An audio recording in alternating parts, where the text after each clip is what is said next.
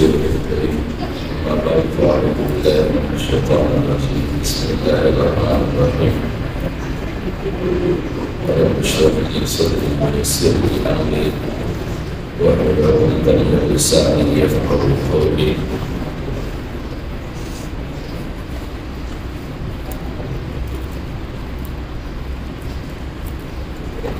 آج کے درس میں سورہ فتح کی آیت نمبر 10 پر گفتگو کی جائے گی جو بیعت رضوان کے حوالے سے ہے۔ سورہ فتح میں بنیادی طور پر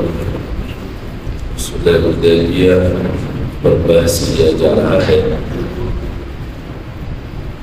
اور اسی کے تحت جب حدیبیہ کے مقام پر حضور نبی اکرم صلی اللہ علیہ وسلم نے پڑاؤ ڈالا تھا، اس وقت حضرت عثمان رضی اللہ تعالیٰ عنہ کو مکے کی جانب بھیجا تھا بطور سفیر۔ تو وہاں سے خبر یوں آئی کہ اہل مکہ نے حضرت عثمان غنی رضی اللہ تعالیٰ عنہ کو قتل کر دیا ہے اور وہ حضور نبی اکرم صلی اللہ علیہ وسلم کے لشکر کو مکے میں داخل نہیں ہونے دینا چاہتے ہیں۔ پھر اس موقع پر حضور نبی اکرم صلی اللہ علیہ وسلم نے تمام صحابہ کرام سے بیعت لی تھی، یعنی وعدہ لیا تھا ان سے کہ اگر واقعتاً حضرت عثمان غنی رضی اللہ تعالیٰ عنہ شہید کر دیے گئے ہوں تو پھر ہم نے لازماً اس اقدام کا ازالہ کرتے ہوئے مکے میں ہر حال میں داخل ہونا ہے۔ اس بیعت کو بیعت رضوان کہا جاتا ہے۔ آیت نمبر 10 میں اسی پر بحث کیا جا رہا ہے۔ ان الذين يبايعونك انما يبايعون الله يد الله فوق ايديهم فمن نكث فانما ينكث على نفسه ومن اوفى بما عاهد عليه الله فسيؤتيه اجرا عظيما۔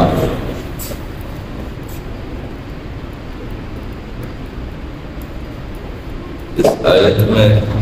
جو بحث کیا جا رہا ہے اس بحث کا مقصد یہ ہے کہ اللہ تبارک و تعالیٰ کے حضور جو بھی وعدہ کیا جائے اس وعدے کی تکمیل لازمی ہے، اس وعدے میں کسی قسم کی کوئی کوتاہی نہ برتی جائے، کیونکہ ایک عام انسانوں کے ساتھ وعدہ ہے، اس وعدہ خلافی پر بھی جرم عائد ہوتا ہے لیکن وہ دو انسانوں کے درمیان ہے۔ لیکن جب اللہ رب العزت کے ساتھ وعدہ کیا جاتا ہے اس وعدے کی خلاف ورزی کی جائے تو دنیا اور آخرت دونوں اعتبار سے سزا کا باقاعدہ حقدار رہتا ہے۔ یہاں پر حضور نبی اکرم صلی اللہ علیہ وسلم کے ہاتھ مبارک پر بیعت کیا جا رہا تھا۔ صحابہ کرام نے ان کے ہاتھ پہ ہاتھ رکھا، رسول اللہ صلی اللہ علیہ وسلم نے ان کے ہاتھوں کے اوپر ہاتھ رکھا۔ اس لیے فرماتے ہیں جو لوگ تجھ سے بیعت کرتے ہیں وہ اللہ سے بیعت کرتے ہیں، یعنی جس نے بھی اس وقت تیرے دست مبارک پر اپنے ہاتھ رکھے ہیں اور پھر ان کے اوپر آپ نے ہاتھ رکھا ہے، ایک اعتبار سے ان کا یہ ہاتھ رکھنا اور اس کے اوپر آپ کا ہاتھ رکھنا یہ ان کے ہاتھوں پر اللہ رب العزت کے ہاتھ رکھنے کے مترادف ہے۔ اور پھر یہاں پر واضح بھی کر دیا ہے کہ ید اللہ فوق ایدیہم، کہ اللہ کا ہاتھ ان کے ہاتھ کے اوپر ہے۔ یعنی اس وقت جب وعدہ کیا جا رہا تھا رسول اللہ صلی اللہ علیہ وسلم کے ہاتھ کو اللہ رب العزت کا ہاتھ قرار دے دیا ہے۔ پھر فرماتے ہیں فَمَن نَكَثَ فَإِنَّمَا يَنكُثُ عَلَى نَفْسِهِ، جو شخص اس عہد کو توڑتا ہے وہ اسے اپنے جان پر توڑتا ہے، یعنی اس کے نقصان کا بھی وہ خود ازالہ کرے گا، اس کے ذات کے اوپر اس کے اثرات مرتب ہوں گے، کسی اور کو کوئی نقصان نہیں پہنچا سکتے۔ کیونکہ اس موقع پر جب حضور نبی اکرم صلی اللہ علیہ وسلم نکلے تھے تو بہت سارے لوگ پیچھے بھی رہ گئے تھے، اعرابی جس کو کہتے ہیں، جو منافق لوگ تھے، اور بعد میں پھر اپنی صفائیاں پیش کرنے کے لیے عذر کرتے تھے کہ ہم تو اس لیے پیچھے نہیں رہ گئے تھے کہ ہمیں اس بات کا خدشہ تھا کہ نبی اکرم صلی اللہ علیہ وسلم مکے جا رہے ہیں اور وہاں پر مکے کے منافقین اور مشرکین وہ حضور نبی اکرم صلی اللہ علیہ وسلم کے مد مقابل آئیں کہ لڑائی ہوگی، تو ہم لڑنے کے ڈر سے نہیں رہے تھے، بلکہ ہماری کچھ گھریلو مجبوریات تھیں، کچھ کام تھے، ان کاموں اور مجبوریوں کی وجہ سے ہم پیچھے رہ گئے تھے۔ تو یہاں پر اس سے یہ بھی ظاہر کیا جا رہا ہے کہ ایک تو وہ لوگ تھے جو میدان میں حضور نبی اکرم صلی اللہ علیہ وسلم کے ساتھ حاضر تھے، وہ جب بھی معاہدہ کرے یہاں پر تو ایک وعدے کی شکل ہے، اس کے علاوہ بھی جتنے وعدے وہ کریں تو وہ وعدے اللہ رب العزت کے حضور وعدے ہیں، کبھی اس سے پھرنے کی جرات نہ کی جائے۔ اگر کوئی اس کی جرات کرتا ہے تو اس کے نقصان ضرور اٹھائے گا، کیونکہ وہ اللہ رب العزت کے ساتھ عہد شکنی ہے، صرف دو بندوں کے درمیان کی ہوئے عہد کی عہد شکنی نہیں ہے۔ ومن اوفى بما عاهد عليه الله فسيؤتيه اجرا عظيما، اور جو شخص وہ عہد پورا کرتا ہے جو اس نے اللہ سے کیا تھا، ان قریب اللہ اسے بہت بڑا اجر دے گا۔ یہ بیعت رضوان کے حوالے سے آیت میں ذکر ہے، اور ایک اعتبار سے تو یہ بیعت رضوان کی بحث ہے، اور دوسرے اعتبار سے جو گزشتہ آیت میں دو الفاظ گزرے ہیں وہ تعزروا و توقروا، ان دونوں الفاظ کی عملی تفسیر ہے۔ تعزروا و توقروا کا مقصد یہاں بیان کیا گیا تھا گزشتہ کہ اللہ رب العزت کے وقار کو قائم رکھا جائے، و تعزروا و توقروا، اور اس کی مدد کی جائے۔ تعزروا سے اس کی مدد ہے اور توقروا سے اس کی وقار ہے۔ یہاں پر اللہ رب العزت کو باقاعدہ کسی مدد کی کوئی ضرورت نہیں ہے، بلکہ اس کا مقصد یہ ہے کہ حضور نبی اکرم صلی اللہ علیہ وسلم کے ساتھ جس عمل کے لیے وعدہ کیا گیا تھا اس عملی میدان میں ان کی مدد میں شامل حال رہا جائے۔ جب ان کے ساتھ آپ مدد کریں گے، ان کے میدان میں اس کے عمل کا حصہ رہیں گے، تو ایک اعتبار سے یہ اللہ کی دین کی مدد ہے اور یہ اللہ کے ساتھ مدد ہے۔ وہ توقروا اور اللہ رب العزت کے وقار پر قائم رکھنا ہے، کیونکہ یہ وعدہ دو انسانوں کے درمیان میں یہ اللہ رب العزت کے ساتھ کیا ہوا وعدہ ہے، اور وہ اللہ رب العزت کی جانب سے حضور نبی اکرم صلی اللہ علیہ وسلم اللہ کی جانب سے نمائندگی فرما رہے ہیں۔ تو گویا کہ ایک اعتبار سے اللہ کی وقار کو اور رسول کی وقار دونوں کو برقرار رکھنا ہے، اور یہ کیوں؟ اس لیے کہ ید اللہ فوق ایدیہم، اللہ کا ہاتھ ان کے ہاتھ کے اوپر ہے۔ اب یہاں پر اگر ان کے وعدے کے وقت ان کا ہاتھ اس کے اوپر ہے تو اللہ تعالیٰ کا مدد ہے یہاں پر، اور دوسرے اعتبار سے اللہ کا ہاتھ ان کے ہاتھ کے اوپر ہے، تو اگر وہ وعدہ خلافی کرتا ہے تو اللہ تعالیٰ کو یہ قدرت حاصل ہے کہ اپنے اوپر والے ہاتھ سے ان کو مزہ چکھائے کہ انہوں نے اس جرم کا ارتکاب کیوں کیا ہے۔ یعنی اللہ رب العزت کے سامنے جتنے بھی طاقتور لوگ ہوں، ان تمام طاقتوں کے اوپر اللہ رب العزت کی طاقت ہے، کوئی بھی طاقت ان کے سامنے ہیج ہے۔ یہ ہے رسول اللہ صلی اللہ علیہ وسلم اور مسلمانوں کا باہمی تعلق، یعنی رسول اللہ صلی اللہ علیہ وسلم کا امت مسلمہ کے ساتھ اس زمانے کا جو واسطہ ہے وہ اس اعتبار سے ہے کہ کوئی بھی وعدہ رسول اللہ صلی اللہ علیہ وسلم سے کیا جائے تو بنیادی طور پر وہ اللہ رب العزت کے ساتھ کی جانے والا وعدہ ہے۔ رسول مسلمانوں کے سامنے خدا بن کر نہیں آتا ہے، بلکہ وہ خدا کا نمائندہ ہے۔ جب اللہ کا نمائندہ ہے تو پھر اس کے ساتھ جو بھی وعدہ کیا جائے وہ اللہ کے ساتھ وعدہ ہے، اس لیے اس کے ہاتھ پر جو بیعت کی جاتی ہے اور اس کے ساتھ جو عہد باندھا جاتا ہے اس کے متعلق یہ یقین رکھنا چاہیے ہے کہ وہ خدا کے ساتھ معاہدہ کیا جا رہا ہے۔ اس کی پوری اہمیت ہر وقت آنکھوں کے سامنے رکھنی چاہیے ہے کہ اس وعدہ خلافی کا کبھی بھی کوئی ارتکاب نہ کیا جائے، کیونکہ اس کی اہمیت کو اس طرح سمجھا جائے فَمَن نَكَثَ فَإِنَّمَا يَنكُثُ عَلَى نَفْسِهِ، جو بھی اس عہد شکنی کا ارتکاب کرے گا تو وہ اپنی جان کی قیمت سے اس کو پورا کرے گا، اس کو ادا کرے گا۔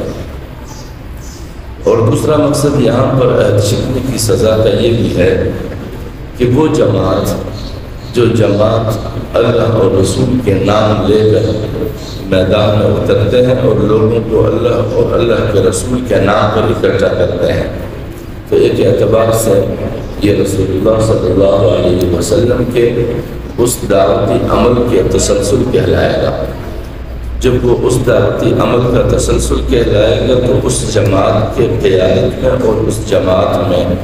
دیانت اسی درجے کی ہونی چاہیے جس درجے کی دیانت اولین روز حضور نبی اکرم صلی اللہ علیہ وسلم اور ان کی صحابہ کرام کی دعوت میں اور ان کی کردار میں نمایاں رہا ہے۔ کیونکہ ایک روایت میں ہے کہ جو شخص اللہ اور اس کے رسول کا نام لے کر لوگوں کو اکٹھا کرتے ہیں اور ماحول بناتا ہے،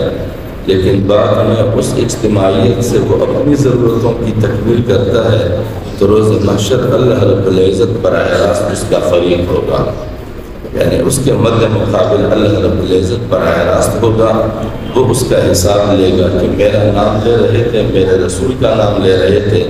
لیکن اس آواز کے پیچھے پہ تم اپنے دنیوی مقاصد حاصل کر رہے تھے، دین کی خدمت کے لیے تمہارا کوئی تقدو نہیں تھا،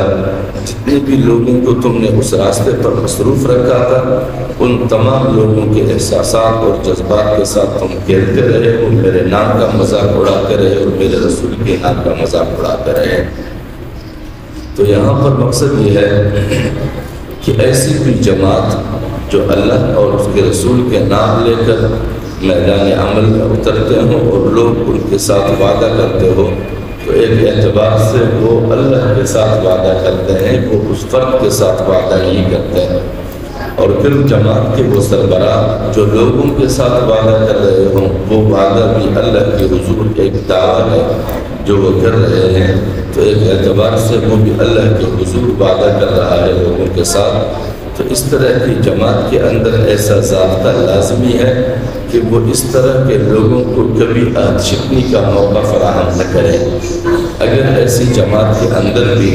اس طرح کی عہد شکنیاں ہوتی ہے اور وعدہ خلافیاں کرتے ہیں تو وہ اللہ رب العزت کے ساتھ کی جانے والے وعدوں کا مذاق اڑا رہے ہیں، اور جب وہ اس طرح اللہ کے ساتھ کی جانے والے معاہدوں کا مذاق اڑاتے ہیں تو اسے سزا کا مرتکب ٹھہرانا چاہیے ہے۔ اس جماعت کے اندر اس طرح کا کوئی ضابطہ ہونا چاہیے کہ اس ضابطے کے تحت اس شخص کو باقاعدہ سزا دی جائے اور اس کے ساتھ کسی قسم کی کوئی رواداری اور جانبداری نہ برتی جائے، کیونکہ اگر اس طرح کے لوگوں کے ساتھ رواداری اور جانبداری کا گنجائش رکھا جائے تو پھر سارے لوگ معاشرے میں دین کے نام پہ، اللہ اور رسول کے نام پہ لوگوں کے احساسات اور جذبات کے ساتھ کھیلتے رہیں گے اور اللہ اور رسول کے نام کے مذاق اڑاتے رہیں گے۔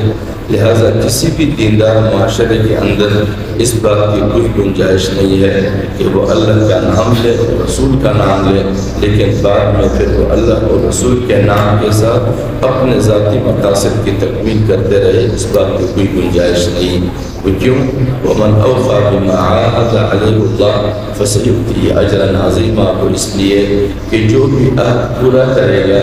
اللہ رب العزت اس کو ضرور قریب اجر عطا کرے گا اور بہت بڑا اجر عطا کرے گا۔ لیکن جب لوگ ایک وعدے کی بنیاد پر اس جماعت کے ساتھ منسلک ہو کے چل رہے ہوں لیکن ان کی قیادت اور ان کے بنیادی ارکان اس جماعت کے ارکان کے ساتھ کیے ہوئے وعدوں کی خلاف ورزی کرتے رہے، اس طرح کی جرائم کا مرتکب ہوتے رہے، تو وہ جو عام لوگ ہیں جس نیت اور غرض کے ساتھ اس کے ساتھ منسلک ہے وہ تو اللہ رب العزت سے اجر کے طلبگار ہیں۔ جب وہ اس راہ کے راہی ہی نہیں ہے تو انہیں اجر کیسے ملے گا؟ جب انہیں اجر نہیں ملتا ہے تو پھر لوگوں کے اس طرح جو ہے وہ احساس کمتری میں بھی مبتلا ہوتے ہیں اور ان کی حوصلہ شکنیاں ہوتی ہے کہ ہمیں کس راہ چلایا تھا اور اتنے سالوں سے ہم ان کے ساتھ متبع بن کر ان کے پیروکار بن کر ان کے ساتھ چلے آ رہے ہیں لیکن ہمیں کوئی نتیجہ مل نہیں رہا۔ جس طرح کہ ہمارے یہاں کئی ساری تحریکیں لوگوں نے چلائی ہیں دین کے نام پر، اللہ کے نام پر، رسول کے نام پر لوگ سالہ ہر سال ان جماعتوں کے اور ان کی قیادتوں کے ساتھ دوڑ دھوپ کرتے آ رہے ہیں، ان کے ساتھ اپنا وقت گزاری کرتے آئے ہیں، محنت کرتے ہیں، اپنا سرمایہ صرف کرتے ہیں، لیکن جس راہ کے وہ دعویدار بن کر لوگوں کو چلاتے ہوئے آ رہے ہیں، انہوں نے آج تک اس راستے کا کوئی ایسا نتیجہ نہیں دیکھا جن کے نتیجے سے انہوں نے اپنے آپ کو مالا مال کرنا تھا یا انہوں نے اپنے آپ کو سرفروغ کرنا تھا اللہ کی دعوت کے نام پر اور اللہ کی دین کے لیے اور اللہ کی دین کی سربلندی کے لیے اور اللہ کی رضامندی اور اس کے خوشنودی کے حصول کے لیے۔ کیونکہ جب وہ راستہ اللہ رب العزت کا نہ ہو اور اس راستے پر اللہ کا نام استعمال کیا جاتا ہو تو اس کا کوئی نتیجہ ملتا نہیں ہے، بلکہ مزید اس پر دنیا اور آخرت کے نقصان دہ نتائج انہیں فراہم ہوتے ہیں۔ ایسے لوگ خسر دنیا والآخرہ، دنیا میں بھی رسوائی بٹورتے ہیں، آخرت میں بھی ان کے لیے دردناک عذاب ہوتا ہے۔ لہٰذا تمام تر وہ جماعتیں جس میں جماعتی ضابطے کی پابندی نہیں کی جاتی ہو اور وہ دین کے نام لیتے ہو، اللہ اور رسول کے نام لیتے ہوں، ان کے یہاں عام کارکنوں کو آواز اٹھانی چاہیے کہ بار بار کی جانے والے عہد کی پامالی کی جاتی ہے، بار بار کی جانے والے دعووں کی خلاف ورزی کی جاتی ہے۔ لہٰذا ایسی جب وہاں پر اس طرح کی آواز نہ اٹھائی جائے کہ ان کے ساتھ انصاف کیا جائے، ان کے ساتھ سزا کا بھی ترتیب بنایا جائے، تو وہاں پر تو اجتماعی طور پر ذلت آتا ہے اور وہ ذلت پوری جماعت پر پھیلتا ہے اور جماعت کا ایک ایک رکن اس ذلت کا حقدار ٹھہرتا ہے۔ اللہ کریم ہمیں توفیق بخشے کہ ہم اپنی زندگیوں میں جہاں جہاں بھی اس طرح کے معاملات کا سامنا کرتے ہیں، جہاں پر جماعت تو دین کے نام پر ہو اور دعوت دین کے نام پر ہو، اللہ اور رسول کا نام لیا جاتا ہو، لیکن اس کے اندر کوئی دینی ضابطہ نہ ہو اور عہد شکنی پر کسی قسم کی کوئی سزا اور سرزنش نہ ہو، اس کے لیے کوئی قانون اور ضابطہ نہ ہو، اگر کارکن بھی ان کے پیروکار بھی اس کے لیے صدا بلند نہیں کرتے ہیں تو قیادت کے لیے تو رسوائی یقینی ہے۔ وہ عام کارکن اور عام پیروکار بھی اس رسوائی کے حقدار بنتے ہیں، وہ رسوائی پھیلتے پھیلتے کارکن کا بھی مقدر بن جاتا ہے۔ اللہ کریم ہمیں توفیق بخشے کہ ہم اپنی زندگیوں پر جہاں بھی کسی جماعت کے ساتھ جڑے ہوئے ہوں تو ہم ایسے ضابطے کی باقاعدہ لحاظ رکھیں اور اللہ کے عذاب اور قہر سے بچنے کے لیے اپنی ذمہ داری کی حد تک آواز اٹھائیں کہ ہم اتنے زمانے سے ان جماعتوں کے ساتھ چل رہے ہیں اور جس وعدے کے ساتھ چل رہے ہیں اور جس یقین دہانی کے ساتھ چل رہے ہیں، آج تک اس یقین دہانی پر اور اس دعوے پر جماعتی قیادت خود پورا نہیں اترتا۔ اس لیے لوگوں کی زندگیوں کو مزید ضائع نہ کیا جائے اور نہ لوگوں کی جذبات اور زندگیوں کے ساتھ کھیلا جائے۔ جب ہم اس طرح کے دعوے داروں کے سامنے کھڑے ہوں گے اور اپنی آواز اٹھائیں گے تو کم از کم جو ذلت آئے گا تو اس ذلت سے عام ورکر بچے ہوئے ہوں گے، قیادتیں لوگوں کے سامنے آیا ہوں گے، اس کے کردار بھی واضح ہوں گے، ان کے اعمال بھی واضح ہوں گے۔ اللہ عام قوموں کو ان کے عذاب سے بچائے گا۔ وآخر دعوانا الحمدللہ رب العالمین۔